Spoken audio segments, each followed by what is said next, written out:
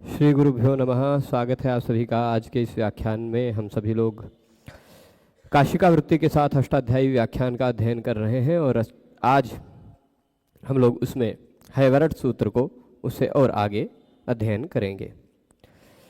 तो चलिए प्रारंभ करते हैं। कल हमने हैवरट सूत्र देखा था, तो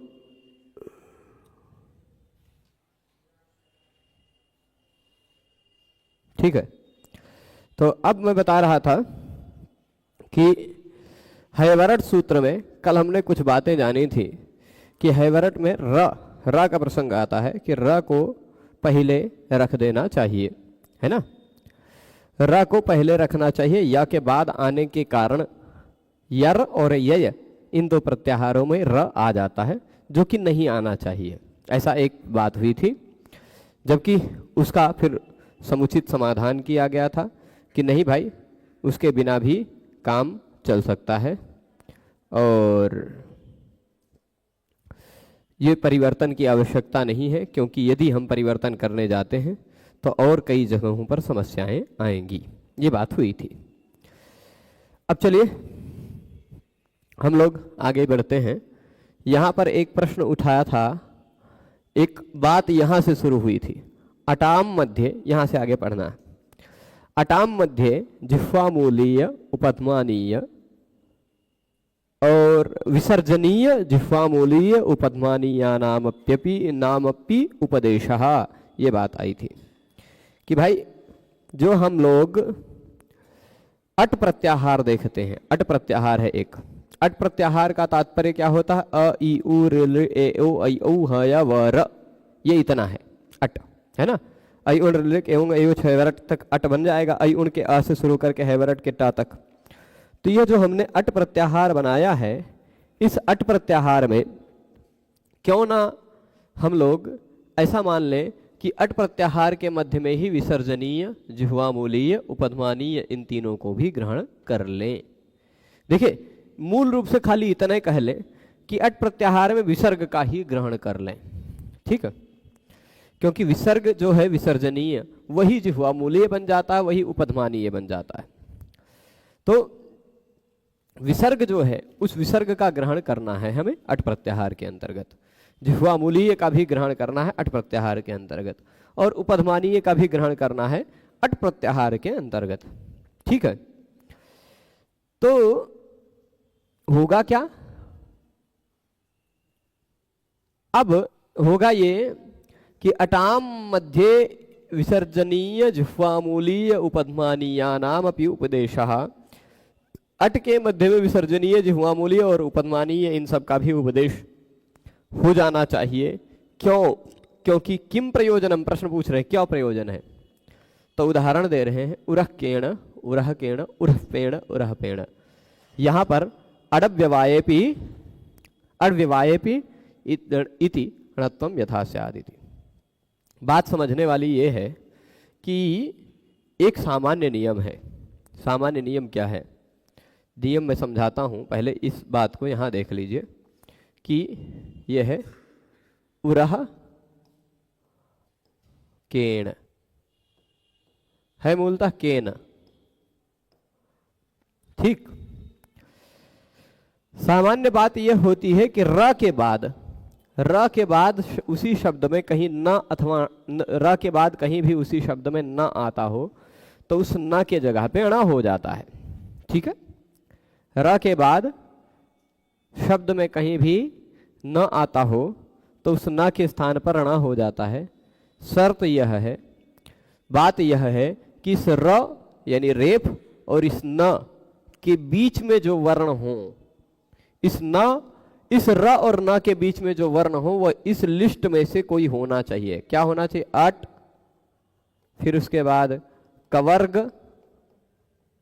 और एक और नीचे लिख देते हैं पवर्ग, फिर एक है आंग, आंग उपसर्ग, और एक है नुम। इनमें से कोई होना चाहिए। अट, कवर्ग, पवर्ग, आंग, नुम। तो बीच में आने वाले वर्ण यदि इन पांचों की लिस्ट में से कोई हो या सभी हो, कोई हो या सभी हो, इन पांचों में से, तो र के बाद आने वाले न कोणा हो जाता है। ठीक है, अब हम देखेंगे र के बाद आ रहा है जो अह विसर्ग। अ तो मान, यदि अ होता तो अ मान लेंगे कि अट में आ जाता है, पर ये जो विसर्ग दिखाई पड़ रहा है, विसर्ग जो दिखाई पड़ रहा है, यह ना तो अट है, ना तो कवर्ग है, ना तो पवर्ग है, ना तो आंग है, ना तो नुम है ना विसर्ग। तो इस ना कोणा नहीं हो पाएगा। क तो मान लीजिए कवर्ग में है, ए मान लीजिए अट में है ना। क और ए का भी व्यवधान है, वह अट और कवर्ग में आ जाएगा। पर विसर्ग ना तो इस पांचों की लिस्ट में से कोई नहीं है, इसलिए कह दिया कि जिह्वा इसका, और ये ऐसे का और ख के से पहले ऐसे आधा चिन्ह आता है उसको जिह्वा मूलीय कहा जाता है। प और फ से ऐसा चिन्ह आ जाए पहले उसको उपधमानीय कहा जाता है। तो जिह्वा मूलीय और उपधमानीय इन तीनों को भी हम लोग क्या मान लेंगे, अट के अंदर मान लेंगे। तो देख लीजिए, ये अ अट, ये भी अट, ये कवर्ग, ये अट, इन सब का व्यवधान आने के कारण न की जगह पे हम लोग अणा कर पाएंगे। अब ये ध्यान दीजिएगा, ये चार उदाहरण जो दे रहे हैं, उरह केण, यह जिह्वा मूलीय है। ये जो जिह्वा मूलीय आपको दिखाई पड़ रहा है, यदि हम इसको अट के अंतर्गत नहीं मानेंगे तो नाकोणा नहीं कर पाएंगे। ठीक, यहां भी विसर्ग को यदि हम अट के अंतर्गत नहीं मानेंगे तो नाकोणा नहीं कर पाएंगे।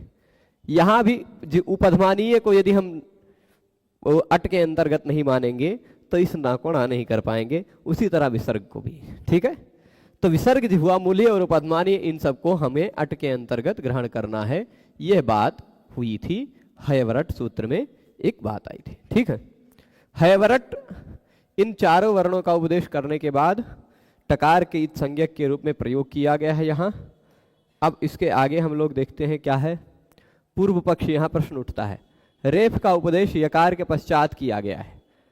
ये पूर्व पक्ष उठाया था ना, या के बाद रेफ का उदाहरण किया गया है, अतः यर और ये इन दोनों प्रत्याहारों में रेफ का ग्रहण हो जाएगा। और प्रातर नयति में उपदेशे जनुनासिक यरुनासिक अनुनासिको वासे प्रातर के रा कोण कुछ पूर्व सवर्ण वो अनुनासिक होने लगा था। मध्य ह्रद, यहाँ ह्रद होना चाहिए, र वहाँ क्या कहते हैं, हकार से पर यर वर्ण र को दीर्घ होने लग जाता, द्वित होने लग जाता अचोराभ्यम द्वे से, और वनम रथेन में पर सवर्ण होने लग जाता। परंतु यह कोई दोष नहीं है, यहाँ कोई दोष नहीं होता, क्योंकि प्रातर नयति में, ये बात पूरी मैं समझा चुका हूँ, यही वही हिंदी लिखी है। प्रातर नयति में अनुनासिक जो र है, र के स्थान पर उसका कोई सवर्ण वर्ण मिलता ही नहीं है, अनुनासिक। ठीक है, अब प्रश्न रि रश के बाद न हो गुरुजी, बिल्कुल सही है। देखिए, जो भी लोग यहाँ आज देख रहे हैं, आग्रह यह है, बहुत ज्यादा भाग नहीं बीता है, ये 7वां भाग है। इससे पहले 5-6 भाग बीते हैं, आप उसको रिवाइज करके देख लें तो ज्यादा अच्छे से समझ में आएगा। अभी वृद्धिराजित से जब हम लोग शुरू करेंगे, ये 14 सूत्रों को समझने के बाद, ये बीज हैं, इनको थोड़ा सा हो सकता उतने अच्छे से आप ना समझ पाए, पर वृद्धिराजित से जब हम लोग शुरू करेंगे तो और अच्छे से विषय खुलता जाएगा। ठीक है, तो अब ये बातें बताई जा चुकी हैं संस्कृत का पढ़ते हुए ही। अब हम लोग सीधे आ जाते हैं लण सूत्र में। ठीक है, लण छोटा सा सूत्र है, 1.5 अक्षर का। ठीक, निमित्त में यदि कोई व्यक्ति शुल्क भेजना चाहता है तो किसी ग्रुप के चक्कर में न पड़े, वीडियोज के डिस्क्रिप्शन में, ये का मतलब भाई, हाँ ठीक है। तो देखिए क्या है कि किसी भी कक्षा को, मेरे किसी भी कक्षा को आप देखना चाहते हैं, कैसे देख सकते हैं उसके विषय में मैंने एक वीडियो रिकॉर्ड किया है, आज रात तक आप सबको उपलब्ध करवा देंगे, तो उसको देख लीजिएगा। वहाँ जितनी भी पद्धतियाँ हैं उन सभी पद्धतियों पर ये सारे के सारे वीडियो, सरल संस्कृत व्याकरण यहाँ पर भी जा रहे हैं, सरल संस्कृत व्याकरण नाम का एक ऐप है, वहाँ पर भी निःशुल्क जा रहे हैं। गुरुजी के चैनल पर जाएंगे ही, संस्कृत गंगा पर भी अपलोड हो गए हैं, 2 वीडियो पब्लिक हो गए होंगे। तो सभी जगह जहां भी है, और आप लोग अपने चैनल पर भी डालना चाहते हैं तो आप लोग डाल सकते हैं, निःशुल्क है। आज से इस चैनल पर एड भी बंद हो गया है, कोई भी एड नहीं आएगा। ठीक है, बंद हो गया है पहले ही, ये बता दिया खाली। अब चलिए लण सूत्र को हम पढ़ते हैं। लण सूत्र में केवल एक ही वर्ण है ल। ठीक है, केवल एक वर्ण है, क्या, ला। इसीलिए कह रहे हैं ल इत्येकम वर्णम उपदिश्य, ल इस एक वर्ण का उपदेश किया गया। कितने वर्ण का, ल का। आप कहेंगे खाली ल का ही उपदेश हुआ है अभी तक? नहीं, अ इ उ ऋ लृ ए ओ ऐ औ ह य व र इतने का भी उपदेश हो गया है। इसीलिए कह रहे हैं पूर्वांश च, पूर्व के वर्णों का भी, ठीक है। ल इस एक वर्ण का उपदेश किया गया और पूर्व के वर्णों का भी उपदेश किया गया, यानी कुल मिलाकर के 13 और 1 ये ल 14 वर्णों के उपदेश के बाद, है ना। अच्छा, हैवरट में ह क्यों है, ये प्रश्न उठ रहा है। हैवरट में ह क्यों है और हल में ह क्यों है?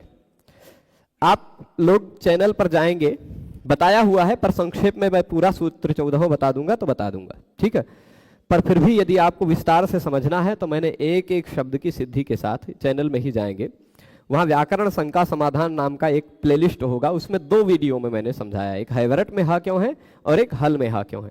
वो 2 वीडियो में बहुत विस्तार से समझाया है, आप उसको भी देख सकते हैं। तब तक अभी इसको मूल से देखते हैं। तो प्रश्न ये उठता है कि ल इस एक वर्ण का उपदेश किया गया और पूर्व के कई वर्णों का उपदेश हो चुका है 13 का। पूर्व कितने वर्णों का हो गया? ऐ उ में, ऐ उण में 3, ऋलिक में 2, ए ओंग में 3, ए ओंग में 2, ऐ औच में 2, तो कुल मिलाकर 9 स्वर वर्णों का उपदेश हो गया। ह या व र ये 4 व्यंजन वर्णों का उपदेश हो गया। तो और फिर ये ल 5, तो 9 5 14 वर्णों का उपदेश करने के बाद अंते णकारम इतम करोति, अंत में किसको इत संज्ञक के रूप में रखा? ण को, णकारम इतम करोति। तो ण को इत कया किस लिए? सभी इत संज्ञक वर्ण, यहाँ 14 सूत्रों में जो अंतिम इत संज्ञक वर्ण रहेंगे वो उसी लिए। देखिए, इतम करोति प्रत्याहारार्थम, इतम करोति प्रत्याहारार्थम, ये 14 सूत्रों में ऐसा आपको लिखा हुआ मिलेगा, इसलिए आसान है। काशिका की यही एक विशेषता है कि सभी सूत्रों की व्याख्या में एक ही शैली का आश्रय लेते हैं, शैली वही रहेगी, है ना। कितने वर्णों का देखिए, पूर्वांश वर्णों उपदिश्य, वर्णान उपदिश्य, यही सारी बातें आती है ना। तो इत संज्ञक करते हैं किस लिए? प्रत्याहार बनाने के लिए। किमर्थम? प्रत्याहारार्थम। प्रत्याहार का तात्पर्य क्या होता है? बहुत संक्षेप करके वर्णों को कह देना। जैसे DR कह देने से डॉक्टर पता चल जाता है, वैसे अट कह देने से अयु ऋ एओ अयो हयवरा पता चल जाता है ना। तो वैसे अब उस ण को इत संज्ञक कर रहे हैं, उसका ग्रहण होता है 3 वर्णों के साथ। ण का ग्रहण 3 वर्णों के साथ भगवान पाणिनि ने अपने सूत्रों में किया है। यद्यपि आप 14 वर्ण इससे ण से पहले कहे गए हैं, ण से पहले कितने वर्ण कहे गए हैं? 14। उन 14 में से 11 12 के साथ मिलाकर के बना ही सकते हैं प्रत्याहार कम से कम, लेकिन फिर भी भगवान पाणिनि ने अपने सूत्रों में केवल एक जगह यहां, एक जगह यहां और एक जगह यहां इण को इस सूत्र में इण प्रत्याहार बनाया है ना। वहां ई के साथ ग्रहण किया ण का, अनुदित सवर्ण से चा प्रत्यय इस सूत्र में अ के साथ ण का ग्रहण किया। प्रश्न उठेगा, अब लण सूत्र पढ़ रहे हैं तो यहां प्रश्न उठेगा कि उण में एक बार ण बता दिया तो लण में दोबारा ण क्यों बताया? क्योंकि उण में भी देखिए एक है, यहां मैं लिख रहा हूं, ध्यान दीजिएगा, ये अ ई उ ण। अब अण बताएंगे तो हमें कैसे पता चलेगा कि इस अण को इस ण तक ले जाना है कि इस वाले ण तक ले जाना है? कैसे पता चलेगा? प्रश्न उठेगा कि नहीं कि हमें अण कह देने से हमें इस उण के इसी ण पे रोक देना है कि आगे रे रे ए ओ फिर आई औ और फिर उसके बाद ह य व र और फिर ल, इतने वर्णों को गिनना है कि खाली अ ई उ को गिनना है? ये प्रश्न उठेगा कि नहीं? मतलब अंतिम वर्णों को छोड़ देते हैं सब जगह। हमें ये अ ई उ को ही केवल गिनना है कि पूरे को गिनना है? या अण में संदेह होगा कि नहीं? इण भी हमने कह दिया तो संदेह होगा ही। इण कहने पे भी हमारे मन में संदेह होगा कि इण इस पहले वाले ण पे रोके कि बाद वाले ण पर रोके, पर संदेह होगा ना। तो उसका निर्णय क्या है? उसके निर्णय के लिए एक बात ये ध्यान रखिएगा, यह सूत्र हमने लघु सिद्धांत कौमुदी में भी बताते समय बताया था, अत्रैवाण परेण णकारेण। केवल यही एकमात्र सूत्र पाणिनि भगवान ने बनाया है जहां वो उन्होंने अण कहा है और उस अण को बाद वाले अणा तक ले जाना है। बाकी कहीं भी उरण रपरहा है ना, अणो प्रगृह्यस्य अनुनासिक, ये वाला जो सूत्र है, जहां कहीं भी और कहीं भी जहां अण कहा है वहां अण का मतलब अ ई उ लेना है। इस सूत्र में जो अण कहा है उसका मतलब अ ई उ ऋ ऋ ए ओ ऐ औ ह य व र ल यहां तक लेना है। ठीक, तो अनुदित सवर्ण से चा प्रत्यय इस सूत्र में अ के साथ ग्रहण किया, इति अकारेण इत्यकारेण। उन सूत्र में ये अनुदित सवर्ण से चा प्रत्यय सूत्र में भगवान पाणिनि ने इस ण का ग्रहण किया है आ के साथ, है ना, और इण को हमें ण का ग्रहण किया है इति इकारेण, ई के साथ ग्रहण किया है। इणकोह सूत्र में ण का ग्रहण किससे किया? ई के साथ। और इको यणचि में ये य के साथ भी ण का ग्रहण किया है, यण, यण प्रत्याहार बनाए। तो अण इण यण ये तीन प्रत्याहार लण सूत्र से बनते हैं। ठीक है, तीन ही प्रत्याहार बने ना लण सूत्र से, है और विषय, पर फिर भी आण और इण ये दोनों में भाई हमें यण में कोई आपत्ति नहीं है, यण में यवरल आ गया, पर अण और इण में आपत्ति होगी, समस्या होगी। क्या समस्या होगी? कि अण को पहले से लें कि बाद से, और इण को पहले से लें कि बाद से।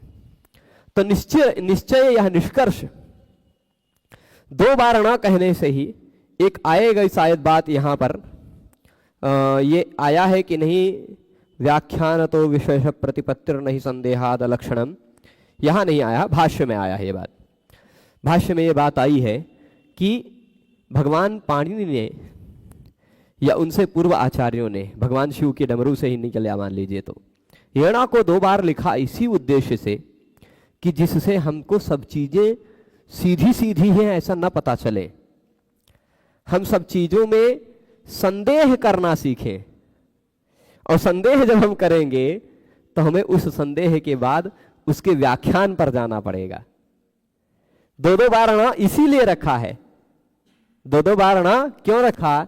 क्योंकि हम संदेह करें कि अब बताइए हमारे मन में संदेह होने लग जाएगा कि हम अण के अणा से अण प्रत्याहार बनाएं कि लण के अणा से अण प्रत्याहार बनाएं, संदेह होगा कि नहीं? फिर यह कह देंगे कि इण उसी तरह अण के अणा से बनाए कि लण के अणा से बनाएंगे, ये संदेह होगा कि नहीं?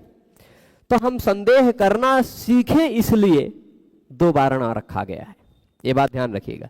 भाष्य का यही पक्ष है, भगवान भाष्यकार पतंजलि का यह पक्ष है कि व्याख्यान तो विशेष प्रतिपत्ति ही नहीं संदेहाद लक्षणम, ये वाचनिकी परिभाषा है, वो हाँ वाचनिकी परिभाषा है जिसको परिभाषेंदु शेखर नाम के ग्रंथ में भी पहली परिभाषा के रूप में रखा गया है। पहली परिभाषा यही है। तो अब मतलब क्या हुआ?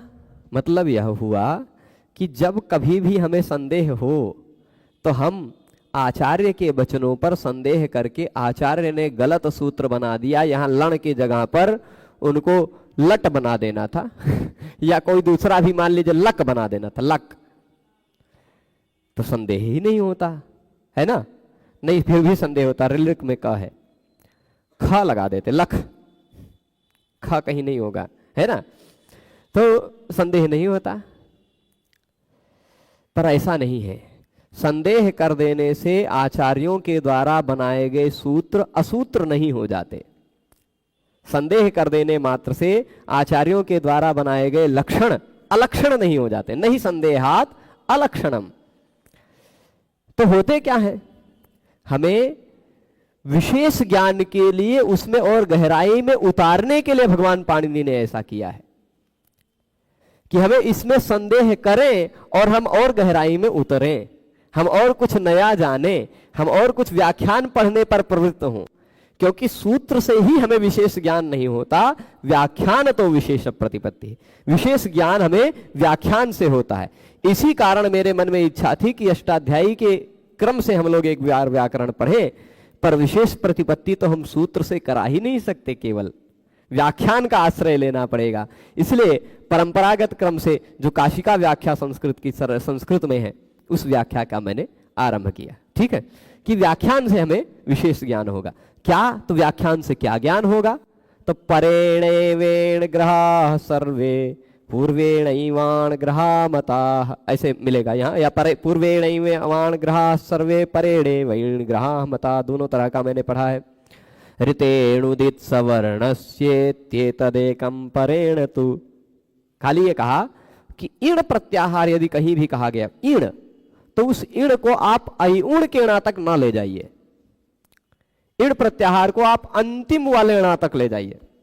ठीक है, इ उ रिल रि ए ओ ऐ औ ह य व र ल, ये इण हो गया।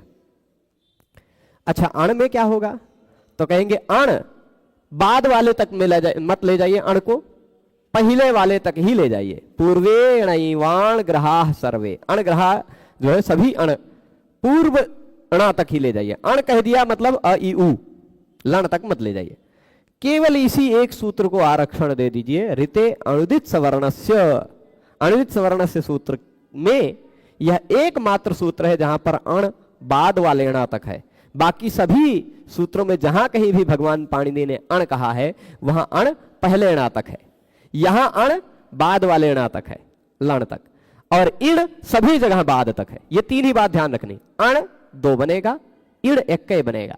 इण है वो बाद वाले तक ही बनेगा, अण दो बनेगा सब जगह पर तो अइउण के णा तक, लेकिन अणुदित सवर्ण से चा प्रत्यय में लण के णा तक। ये इतना निष्कर्ष है। अब ये बता दिया कि तीन प्रत्याहार इससे बन सकते हैं। अब तक कुल कितने प्रत्याहार हमने बना लिए? अइउण से एक, ऋलिक से तीन, मतलब हुआ चार, फिर एओंग से एक, है ना, फिर अइऔच से चार, 9 हुए, है ना, हयवरट से एक, 10 हुए, और इससे 3, 13। कुल मिलाकर अब तक हमने 13 प्रत्याहार बना लिए हैं। ठीक है, 13 प्रत्याहार बने हैं ना। ये सब सूची भी लिखते जाएगा कौन कौन सा प्रत्याहार बन गया, उसका कहां कहां तक ग्रहण होता है। तो हमने अणुदित सवर्ण से चा प्रत्यय सूत्र में अण एक प्रत्याहार दिखाया है भगवान पाणिनि ने, जिसका अ इ उ रिल ए ओ ऐ औ ह य व र ल यहां तक ग्रहण होगा। फिर इण, इण को सूत्र है 8-3-57 नंबर पर, उसमें इण प्रत्याहार कहा है, वहां ई के साथ अणा को जोड़ा है, जिसमें आप पढ़ेंगे क्या, इ उ रिल ए ओ ऐ औ ह य व र ल, इतने वर्ण इण में आ जाएंगे। फिर इको यणचि में यण कह दिया अणा के साथ य को, तो वह य व र ल, इतने 4 वर्ण यण में आ जाएंगे। ठीक, इण ग्रहणानि, अब वही निष्कर्ष भी बता रहे, देखिए व्याख्यान वही है। इण ग्रहणानि सर्वाणि परेण णकारेण, इण कभी भी ग्रहण करें भगवान पाणिनि जी, किसी भी सूत्र में इण कह दें तो वहां इण सभी के सभी पर णकार के साथ लेना है, बाद वाले अणा तक लेना है, लण के सूत्र के अणा तक लेना है। और अण ग्रहणानि तु पूर्वेण, अण सभी जगह पहले वाले अणा तक लेना है ना। लेकिन अणुदित सवर्ण से चा प्रत्यय इस सूत्र में इत्येतत् एव एकम परेण, यह एकमात्र ही सूत्र है जहां पर भगवान पाणिनि ने अण को बाद वाले अणा तक माना है। ठीक है, तो ये बात हो गई। अथ किमर्थम अजग्रहणम एव एतन्न क्रियते, नैवं शक्यम अंतःस्थानामपि हि सवर्णानाम ग्रहणम इष्यते।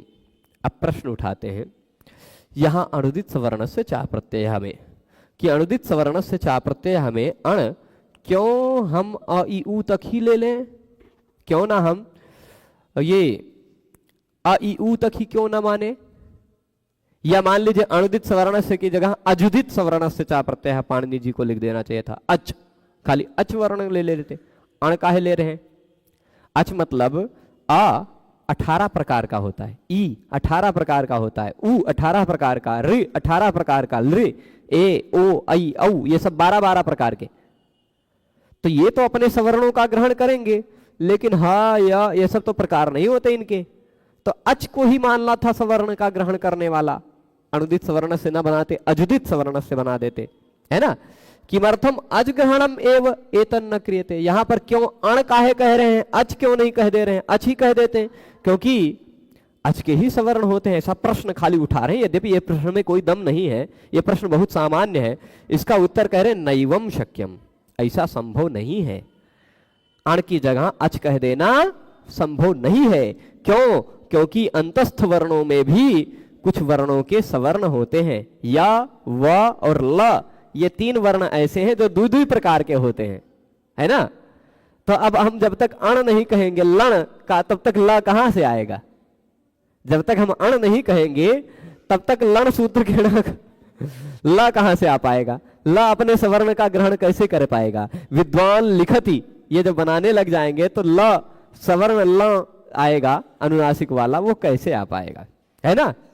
तो इसीलिए ये देखिए उदाहरण दे रहे, संयंता, यह जो है ना, देखिए मैं तीनों का तोड़ कर बता रहा हूं, इन तीनों को तोड़ करके समझा रहा हूं प्रक्रिया। संयंता, संवत्सरा, संयनलोकम, ठीक है। ये तीनों यहां तक देखिएगा, ये मैं तीनों यहां लिख रहा हूं। एक है संयंता, ऐसा है, ठीक है। सम उपसर्ग है, यम धातु, यमु प्रमेय धातु से त्रिच प्रत्यय लगकर यंता बना है, ठीक है। अब सम उपसर्ग में मां के जगह पे अनुस्वार तो हो गया, पर अनुस्वार से यही पर सवर्ण है। अनुस्वार के बाद यय आता हो, यय, यय मतलब यवरला यमगणना झभगढ़ झभगढ़ खप छठ चट कप, ये यय है। ये यय अनुस्वार के बाद यय आता हो तो अनुस्वार के स्थान पर इस पर वर्ण का कोनो सवर्ण आ जाता है। अब अगर अण अपने सवर्ण का ग्रहण नहीं करता, खाली अच ही अपने सवर्ण का ग्रहण करता, तो या का सवर्ण इस मां के जगह पे कैसे आ पाता, इस अनुस्वार के जगह पे कैसे आ पाता? इसलिए या भी अपने सवर्ण का ग्रहण कर सके, इसलिए यहां अण कहा गया है, ठीक है। तो ये या का एक सवर्ण, या दो प्रकार का होता है, एक ऐसा भी या होता है और एक ऐसा भी या होता है, ठीक। वह भी इसी तरह दो होता है संस्कृत व्याकरण में, वह ऐसा एक अनुनासिक वाला, एक अननुनासिक वाला, बिना अनुनासिक। इसी तरह ल भी, अनुनासिक ल ऐसे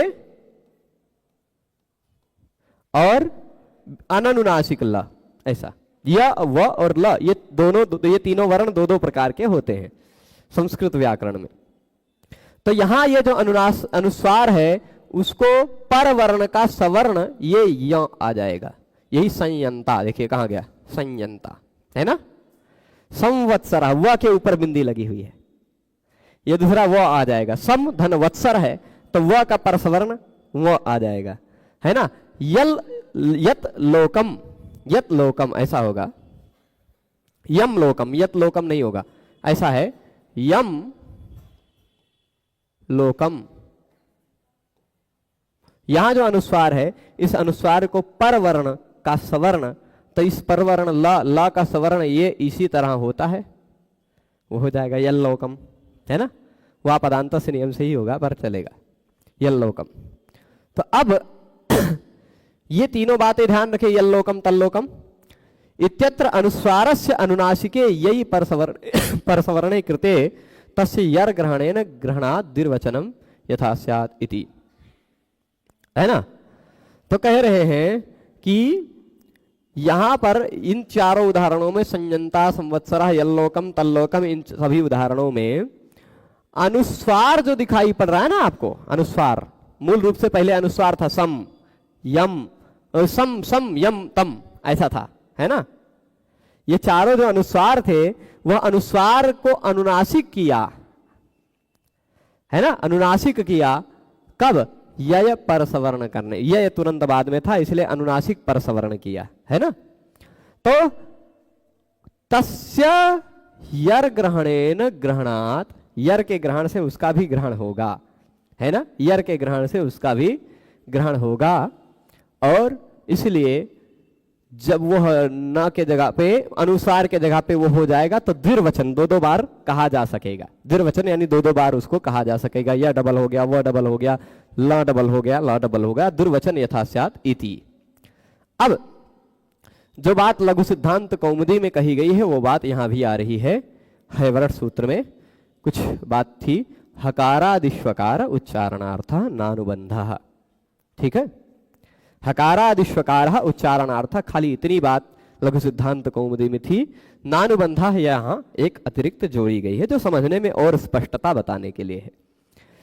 हकारादिश्वकार उच्चारणार्थ कहना यह चाहता है ये वचन कि आप देखिए, ये है अभी तक आपने पढ़ा ह य व र ट, ये सूत्र पढ़ा हयवरट, है ना।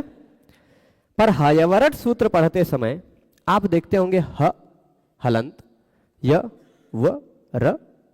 हयवरट में शुद्ध रूप से देखा जाए तो सूत्र जब हम पढ़ते हैं तो कुल मिलाकर के हमको 9 वर्ण दिखाई पड़ता है, पर गिनते हम 4 को ही है ना। 9 क्यों? ह अ य अ व अ र अ, 8 हो गए। ट, 9 वर्ण कुल दिखाई पड़ते हैं, पर 9 में से हम गिनते हैं ह य व र और फिर ट को गिनते नहीं, इत संज्ञक है वो तो, ठीक है, तो 4 ही गिनते हैं। तो इन सब में आ की क्या जरूरत भाई? हयवरट सूत्र में इतने बार अ क्यों कह रहे हैं? जब अयुण में भगवान पाणिनि पहले ही अ कह चुके हैं, तो इस हयवरट में यहां देखिएगा, यहां हयवरट में फिर से ह के बाद अ क्यों कह रहे हैं, य के बाद अ क्यों कह रहे हैं, व के बाद अ क्यों कह रहे हैं, र के बाद अ क्यों कह रहे हैं? क्या जरूरत है, क्या आवश्यकता है? प्रश्न उठता है कि नहीं? तो उसका उत्तर दे रहे हैं, ह इत्यादि में जो अ दिखाई पड़ रहा है, हकारादिश्वकार, हकार इत्यादि में जो आकार दिखाई पड़ रहा वो उच्चारण मात्र के लिए है। क्योंकि यदि ह इत्यादि के बीच में आ नहीं जोड़ा जाएगा, यदि ह इत्यादि के बीच में आ नहीं जोड़ा जाता तो ह ऐसे रहता पहले आधा, उसमें य जुड़ता वो भी आधा, उसमें व जुड़ता वो भी आधा, उसमें र जुड़ता आ वो भी आधा, और फिर उसके बाद ट जोड़ते। कैसे लिखते, क्या बोल पाते आप बताइए? तो हम उसको साफ साफ बोल सकें, उच्चारण कर सकें, इसलिए उसमें बीच में अ जोड़ दिया गया है। ह य व र ट, है ना, हयवरट ऐसा कर दिया गया। तो ह इत्यादियों में जो अ जोड़ा गया है वह उच्चारण की सुगमता के लिए किया गया है, वह अनुबंध नहीं। ऐसा मत समझिएगा कि उसमें अ की इत संज्ञा कर लेंगे, अ की इत संज्ञा कर लेंगे। अनुबंध मतलब, अनुबंध किसे कहते हैं? इत संज्ञकत्वम, इत संज्ञा योग्यत्वम व अनुबंधत्वम। जो इत संज्ञक हो या जिसकी इत संज्ञा हो सके, जो इत संज्ञक हो उसको अनुबंध कहते हैं, या जिसकी इत संज्ञा हो सकती है उसको अनुबंध कहते हैं। भाव यही है, एक ही है। तो ये जो है ह अ इत्यादि में जो अ है वह अनुबंध नहीं है। ऐसा नहीं है कि हम उसको उपदेश जनुनासिक इत से इत संज्ञा करेंगे, नहीं, वह केवल उच्चारण के लिए है, उनको गिनना नहीं है। अलग अगर हम गिनने लगेंगे वर्णों को तो आधा ही गिनेंगे, य आधा ही गिनेंगे, वो आधा ही गिनेंगे, आ के साथ नहीं गिनना है, ठीक है, वर्णों को। नहीं तो फिर हम कहेंगे हल वर्णों में, व्यंजनों में अ भी आ जाएगा। फिर तो जब हम हल गिनेंगे, हयवरट के ह से लेके हल के लहा तक, ल तक हल प्रत्याहार गिनेंगे तो उसमें तो अ भी आ जाएगा, आ भी व्यंजन होने लग जाएगा, है ना। आ भी व्यंजन होने लग जाएगा कि नहीं? व्यंजन हो जाएगा। तो इस कारण बहुत समस्या आएगी, बहुत सारी समस्या आएगी। समस्या क्या आएगी? ऐसे दंड, कल्पना में अभी तुरंत उदाहरण आ गया, हस्त, ये है, दंड में अ है, हस्त में ह है ना। दंड में अ है, हस्त में ह है, तो अ और ह एक दृष्टि से सवर्ण होने लग जाते। काहे? कैसे कि आ का भी उच्चारण स्थान कंठ है, हा का भी उच्चारण स्थान कंठ है, उच्चारण स्थान एक जैसा हो जाता है ना, हो जाता कि नहीं? और एक पास पास कहे गए हैं, तो ये अ ये ह इन दोनों में सवर्ण होने के कारण अका सवर्ण दीर्घा से दीर्घ होने लग जाता, दंडास्ता करने लग जाते आप। आ का सवर्ण हा का सवर्ण आ, ये सब होने लग जाता। बहुत सारी और भी कई जगहों पर समस्याओं की कल्पना की जा सकती है। तो कहे कि हकार इत्यादि में जो आ है वह उच्चारण मात्र के लिए है, वह अनुबंध नहीं है, यानी वह इत्संज्ञक नहीं है। ये बात हो गई। अब आगे कह रहे लकारे तु अनुनासिकः प्रतिज्ञायते। पर लण सूत्र में जो ल के बाद अ है, देखिए लण सूत्र में यह है ल अ ण, ये 3 वर्ण है ना, लण में 3 ही वर्ण है लण। तो ये जो ये आ जो दिखाई पड़ रहा है ये उच्चारण के लिए नहीं है, उच्चारण के लिए भी है ऐसा भी मान सकते हैं, पर इस ल के बाद जो आ है वह अनुनासिक है ऐसा प्रतिज्ञायते, ये अनुनासिक है ऐसे हम प्रतिज्ञा कर लेते हैं, मान लेते हैं कि यह अ अनुनासिक है। ठीक, अब जो अ अनुनासिक होगा वह उपदेशे जनुनासिक इत से उसकी इत संज्ञा होगी, वह इत कहलाएगा। ठीक है, तो कुल मिलाकर के अभी तक जो हमने 5 एक 6 सूत्र पढ़े, उन 6 सूत्रों में 6 इत्संज्ञक वर्ण भी पढ़े। ऐ उण में ण, ऋलक में क, ए ओंग में ग, ऐ औच में च, हयवरट में ट, लण में ळ, पर एक 7वां एक्स्ट्रा देख लीजिए अ, ये अ भी इत्संज्ञक है। वही बात कही थी लण मध्य त्वित संज्ञकः, लघु सिद्धांत कौमुदी में कही गई थी। हकारादिश्वकार उच्चारणार्थ लण मध्य त्वित संज्ञकः, वह लण मध्य त्वित संज्ञकः जो वहां कही थी वही बात यह कह रहे। ल में जो आ है वह अनुनासिक है, ऐसी प्रतिज्ञा की जाती है, ऐसा मान लिया जाता है। और प्रतिज्ञा अनुनासिक क्या है, पाणिनीय यहाँ एक परिभाषा है, उसके अनुसार पाणिनीय जो व्याकरण के अनुयायी हैं वो जहां भी स्वर वर्णों की इत संज्ञा और लोप होता हुआ दिखाई पड़ता है वहां मान लेते हैं कि यह अनुनासिक है। जहां इत संज्ञा और लोप से कोई कार्य सिद्ध होता है वहां उसको अनुनासिक प्रतिज्ञा कर लेते हैं कि यह अनुनासिक है। तो यह अनुनासिक है ऐसा कल्पना कर लेंगे, ऐसी प्रतिज्ञा कर लेंगे, ठीक है। उससे उरण रपरः इत्यत्र प्रत्याहार ग्रहणाद लपरत्वम अपि भवति। अब ये उरण रपरः वाली बात हम समझा देते हैं। उरण रपरः आज समझ लेंगे, फिर आज विषय संभवतः यह लण सूत्र का समाप्त हो जाएगा, देख लेते हैं। हाँ, तो आज इस उरण रपरः के विषय को समझ लेते हैं, फिर उसके बाद रोक दिया जाएगा या यमंगनम देख लेंगे, कोई दिक्कत नहीं, देख लेते हैं। तो उरण रपरः को हम तोड़ेंगे तो ये निकल के आता है उह अण रपरः, ठीक, उह अण रपरः उरण बन जाता है, ठीक है। जैसे मातुः अपि पितु, मातुः अपि मातुरपि बन जाता है ना। तो वैसे उह अण रपरः उरण रपरः बन जाता है। ये उह क्या है, उह क्या है ये पहले एक समझना है, फिर अण क्या है। अण तो हम समझ जाएंगे, अण मतलब अ ई उ। हमने बताया अणुदित सवर्ण से चा प्रत्यय के सिवाय कहीं भी अण दिखाई पड़े तो आप समझ लीजिए अ ई उ अण का मतलब है ना। तो उह अण मतलब अ ई उ, ये रपर होता है, ठीक। ये उह अण समझ गए। उह का मतलब क्या है, देखिए मैं उदाहरण अक्सर देता हूं, ऐसे देखिएगा, है पितृ शब्द, पितृ शब्द है, इसका पिता पितरौ पितरः पितरम पितरौ पितर पितॄन् पित्रा पितृभ्याम पितृभिः पित्रे पितृभ्याम पितृभ्यः, ऐसा रूप बनता है ना। पंचमी और षष्ठी एक वचन में रूप बनता है पितुः। पंचमी और षष्ठी में एक वचन में रूप क्या बनता है, पितुः। पितृ शब्द का क्या बन जाता है, पितुः। मैं ये समझाने के लिए ऐसा आपको बता रहा हूं। इसी तरह मातृ शब्द का बन जाता है क्या, मातुः। मातुः समस्त जगताम ऐसा करके कहते हैं, है ना। अब जरा देखिए क्या क्या होता है। मैं थोड़ा सा यहां इधर से भी पी मिटा देता हूं, पी इधर से भी मिटा देता हूं, गणित का फॉर्मूला लगाता हूं। प से प कट गया, ई से ई कट गया, है ना। और ता से ता को भी काट देते हैं, इधर भी ता काट देते हैं, इधर भी ता काट देते हैं। तो मूल रूप में बचा इधर री, इधर उह। यानी री शब्द यदि होता, पितृ शब्द ना होता, री शब्द होता तो उसका षष्ठी एक वचन में बन जाता उह, है ना। क्योंकि देखिए पितृ पितुः, मातृ मातुः, कर्तृ कर्तुः, है ना, भ्रातृ भ्रातुः, रि को उह हो जाता है। यहां भी देखिए म हटाया, इधर भी म हटाया, आ हटाया, आ हटाया, त हटाया और त को हटा लीजिए, बचेगा री का उह हो गया।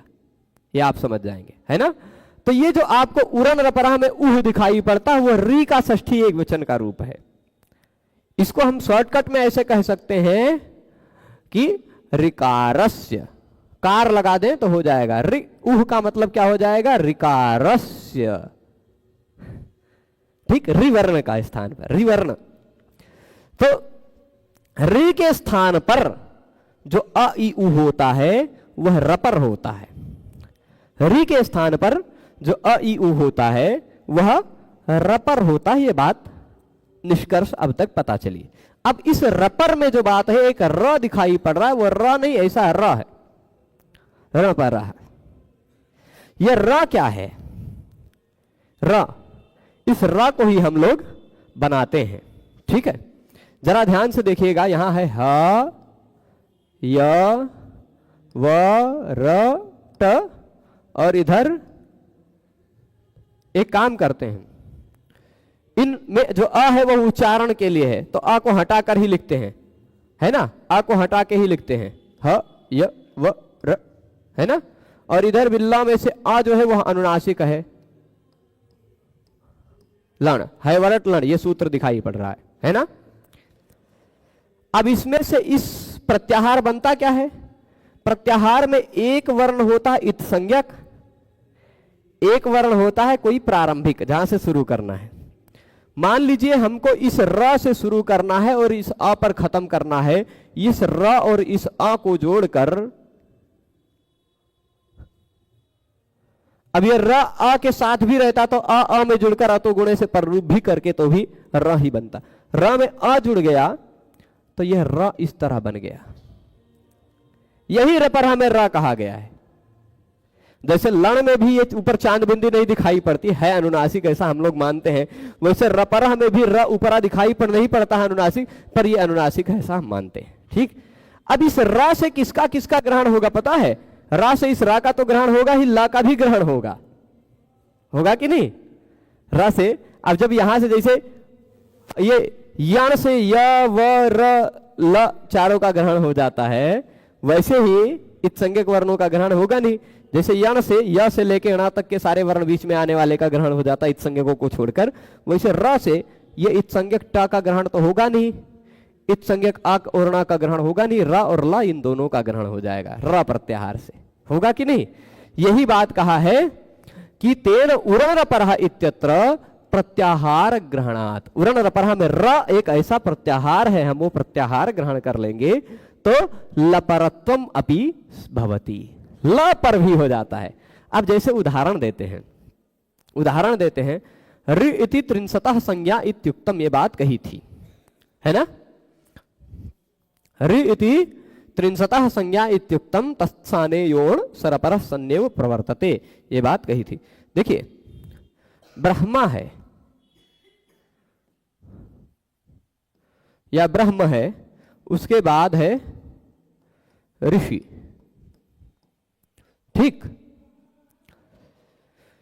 अब यहां ब्रह्म में है अ, अंतिम वर्ण यहां है रि, अ और रि जब जुड़ते हैं तो ये अ पहले का आ बाद का रि, ये दोनों वर्ण हट जाते हैं, इन दोनों वर्णों के स्थान पर गुण हो जाता है, एक पूर्व वर्यो, इस नियम के आधार पर आद गुण लगता है, तो पूर्व का वर्ण और वर का वर्ण दोनों वर्ण हट जाते हैं, इन दोनों के स्थान पर हो जाता है गुण। अब गुण किसे कहते हैं, व्हाट इज गुण, गुण किसे कहते हैं, यह प्रश्न उठता है। तो इसका उत्तर बताते हैं भगवान पाणिनि जी अपने अष्टाध्यायी के पहले अध्याय के पहले पाद के दूसरे सूत्र में 1.1.2 में बताते हैं कि ये तीनों गुण हैं। कौन गुण है, अदेंग गुण, अ और एंग, अ एंग, एंग मतलब ए ओ, यही तीनों को गुण कहा जाता है, यही तीनों गुण है ना। अब जब यही तीनों गुण हैं तो आ और रि इन दोनों के स्थान पर इन्हीं तीनों में से कोई आना है, तो आ और रि के स्थान पर जब आप मिलाएंगे किसी भी तरह से ये दोनों वर्ण तो मिलते ही नहीं, ए ओ कैसे हो पाएगा उनके जगह पे, है ना। दूसरे कहेगा कि भाई ये कंठ ये मूर्धा ये दोनों कंठ तालु या कंठ ओष्ठ है ना, तो वो अलग अलग से लग रहे थे, यह केवल कंठ का है, इसमें सजातीयता विजातीयता दोनों थी, इसमें केवल सजातीयता है ना। तो इस कारण से अ और रि के स्थान पर आएगा अ।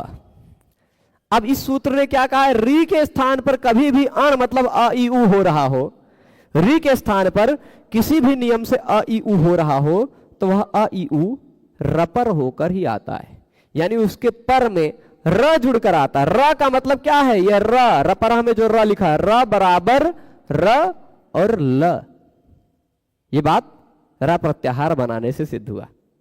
तो रपर हो गया मतलब र का बराबर र और ल दोनों होता है ना, र प्रत्याहार जब हमने ल के अनुनासिक के साथ बनाया तो अब जब रि के स्थान पर होगा तो पर में र जुड़कर आएगा, है ना, रि के स्थान पर होगा तो र जुड़कर आएगा, यह अ हटा और री भी हटा, इसके जगह पे अर आ गया तो बन गया यह अर का रा इधर चढ़ गया, अ इसमें मिल गया, ब्रह्मर्षि बन गया, है ना।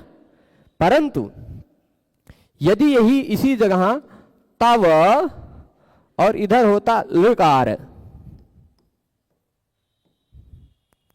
तव लकार, तो आ और लि इन दोनों के स्थान पे हो रहा है। लि जो है वह भी उह शब्द से ग्रहित हो सकता है, क्योंकि रि के 30 सवर्ण वर्ण होते हैं। रि और लि एक दूसरे के सवर्ण माने जाते हैं। रि वर्णयोर मिथा सावर्ण्यम वाच्यम, ये भगवान कात्यायन का मत है। रि और लि एक दूसरे के सवर्ण है, तो रि के स्थान पर जो काम हो सकता है वह लि के स्थान पर भी वही काम होगा। तो अ और लि इन दोनों के स्थान पर होने लगा गुण, तो गुण में से केवल अ आने लगा, लेकिन उरन रपर ने कहा कि रि या लि के स्थान पर जो आता है वह रपर होकर यानी र अथवा ल पर में होकर जुड़ता है, तो अल आ जाएगा, है ना। तो तव में अ हटा, अल जुड़ गया, यह अ इसमें जुड़कर आ पूरा हो गया, तवलकार ऐसा बन जाएगा, है ना, तवलकार। ये सब तब होगा, ये बात यहां समझ में आई होगी आपको, इस मूल वृत्ति से समझिए। ल में जो है वह जो अ है वह अनुनासिक है, ऐसी हम प्रतिज्ञा कर लेंगे। इसी कारण उरन रपरहा सूत्र में प्रत्याहार बन पाएगा। उरन रपरहा में प्रत्याहार तभी तो बन पाएगा। उरन रपरहा हालांकि हम पहले अध्याय के पहले ही पाद में पढ़ेंगे कुछ ही दिन बाद, तो फिर इसको और विस्तार से भी बताएंगे। यहां पर उह से र प्रत्याहार ग्रहण हो पाएगा, और इसी से र प्रत्याहार जब ग्रहण हो जाएगा तो हैवरट के र से लण के ल तक र और ल दोनों का ग्रहण हो जाएगा, तो लपरत्वम अपि भवति, लपरत्व भी हो जाता है तवलकार इत्यादियों में। ठीक है, ये बात समझ गए होंगे। अब इसकी वृत्ति को देखते हैं जरा। वृत्ति को देखने के बाद फिर हम आगे की बातों को समझेंगे। ल इस एक वर्ण का उपदेश किया है, मतलब हिंदी अर्थ को। फिर प्रत्याहार के लिए अंत में इत्संग गणा का पाठ कर दिया गया। शंका यह बात होती है कि अनुदित सवर्णस्य में अच ग्रहण वाला किस लिए नहीं बनाया गया, क्यों नहीं बनाया गया, तो अंतस्थों का के सवर्णों का ग्रहण इष्ट था। संयंता, संवत्सरा, यल्लोकम इत्यादि इन उदाहरणों में हमने बताया कि सवर्ण इष्ट था। ठीक, अब नाथ झलों में सूत्र कहा गया है कि अच और हल की सवर्ण संज्ञा नहीं होती। प्रभु, अच और हल की सवर्ण संज्ञा नहीं होती, लेकिन जब अगर हम ह के बाद अ को, अच और हल में सवर्ण संज्ञा नहीं होती, लेकिन हल और हल में तो सवर्ण संज्ञा हो सकती है। हा के बाद आ रहा है, वो भी हल हो जाता ना यदि उसको गिनते तो, पर गिन नहीं रहे इसलिए कोई समस्या नहीं है। ठीक है, तो अब हकार आदि में आ जो है वह उच्चारण के लिए न कि अनुबंध है। लकार आग में अकार जो है वह अनुनासिक है, अतः उरण लपरा यहां प्रत्याहार ग्रहण से लपर भी हो सकेगा। अब हम लोग यमगणनम सूत्र में आएंगे। यमगणनम सूत्र में कुछ बातें हैं, यहां तक प्रतिपाद्य गौरवम प्रतिपत्ति गौरवम भवति इतनी ही है यमगणनम में, फिर झमय आ जाएगा। ठीक है, आज समय भी कितना हुआ, समय हो गया है, चलेगा। अब कल त्रयोदशी है, क्योंकि कल है त्रयोदशी, तो कल इस अष्टाध्यायी का व्याख्यान नहीं होगा। हम लोगों की यह मान्यता, कल त्रयोदशी नहीं, अभी बस 10-12 मिनट में त्रयोदशी शुरू हो जाएगी। सूर्य और चंद्र के बीच में 120 डिग्री के अंतर से थोड़ा सा जैसे बढ़ने लगेगा तैसे त्रयोदशी शुरू हो जाएगी। तो वो होने वाला है लगभग 14-15 मिनट बाद। तो कल भी त्रयोदशी रहेगी व्याख्यान के समय तक, इसलिए त्रयोदशी में भगवान पाणिनि जी की मृत्यु हुई थी, इसको हम लोग मानते हुए उस दिन शोक मनाते हैं, उस दिन अध्ययन नहीं करते हैं पाणिनीय व्याकरण का।